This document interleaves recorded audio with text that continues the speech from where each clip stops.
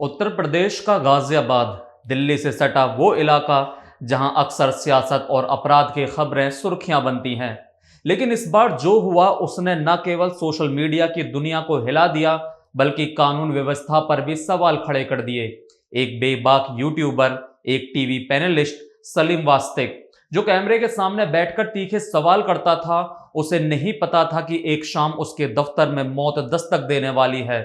दो हेलमेट पहने शिकारी, एक धारदार हथियार और सिर्फ 5 सेकंड का वो खौफनाक वीडियो जिसने पूरे देश का कलेजा दहला दिया।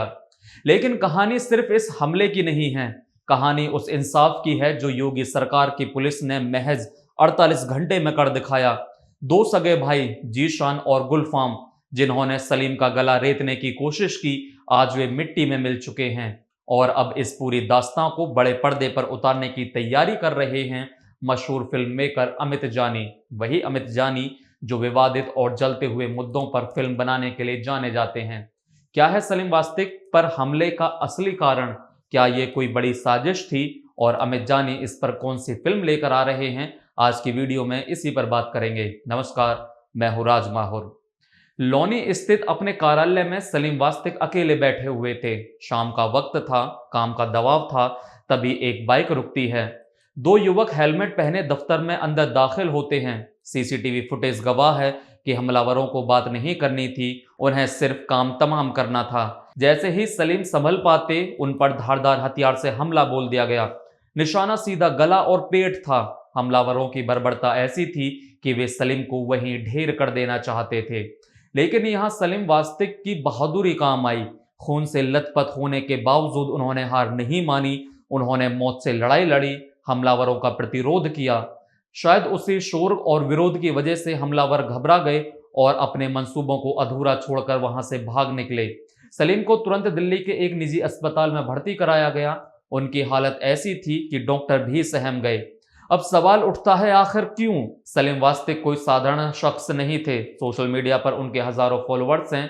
वे टीवी डिबेट्स में अपनी बेबाक राय रखने के लिए जाने जाते हैं। उनके बयानों से कई बार विवाद भी खड़े हुए हैं।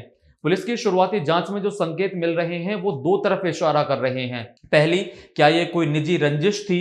क्या सलीम की किसी बात पर जीशान और गुलफाम के दिल में नफरत भर दी थी? दूसरी और सबसे बड़ी थ्योरी, क्या ये एक सुनियोजित साजिश थी? क्या इन दो भाइयों को मोहरा बनाया गया ताकि एक उभरती हुई आवाज को खामोश किया जा सके? पुलिस सूत्रों का कहना है कि हमलावरों ने जिस तरह से रेकी की और जिस सटीकता से हमला किया, वे कोई नौसिखिए नहीं लगते। ये हमला सलीम को डराने के लिए नहीं बल्कि उन्हें खत्म करने के लिए था। हमलावर फरार थे, लेकिन योगी की पुलिस शांत नहीं थी। लौनी से लेकर इंदिरापुरम तक खाकी ने जाल बिछा दिया था। पुलिस ने सबसे पहले छोटे भाई जीशान को घेरा। सरेंडर करने की बजाय उसने गोली चला दी और जवाबी कार्रवाई में जीशान ढेर हो गया। लेकिन बड़ा भाई गुलफाम अभी भी आजाद था। पुलिस की टीमें सोई नहीं थी। कुछ ही घंटों बाद इंदिरापुरम के पास गुलफाम की घेराबंदी हुई। वहां भी वही मंजर दोहराया गया।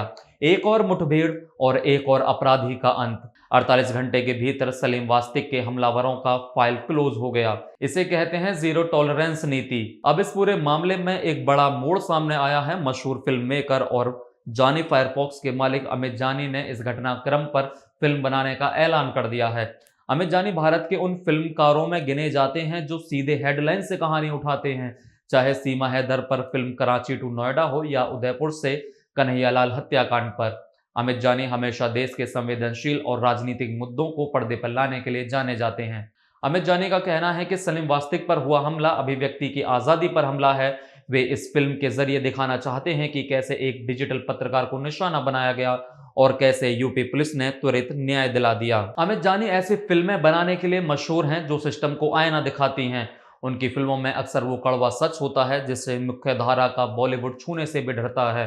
दर्शकों को अब इंतजार है कि सलीम वास्तिक की ये रोंगटे खड़ी कर देने वाली फिल्म बड़े पर्दे पर किस दिन रिलीज की जाएगी। सबसे अच्छी खबर यह है कि सलीम वास्तिक को होश आ गया है। वे आईसीयू में हैं, बोल नहीं पा रहे हैं, लेकिन उनकी आंखें उम्मीद जगा रही हैं। इस पूरे घटनाक्रम ने दिखा दिया कि अपराधी चाहे कितना भी शातिर क्यों ना हो, कानून के हाथ लंबे होते हैं। क्या आपको लगता है कि अमित जानी को इस मुद्दे पर फिल्म बनानी चाहिए? क्या सलीम वास्तिक पर हमला वाकई एक सोची समझी साजिश थी? अपनी राय कमेंट बॉक्स में जरूर लिखिए।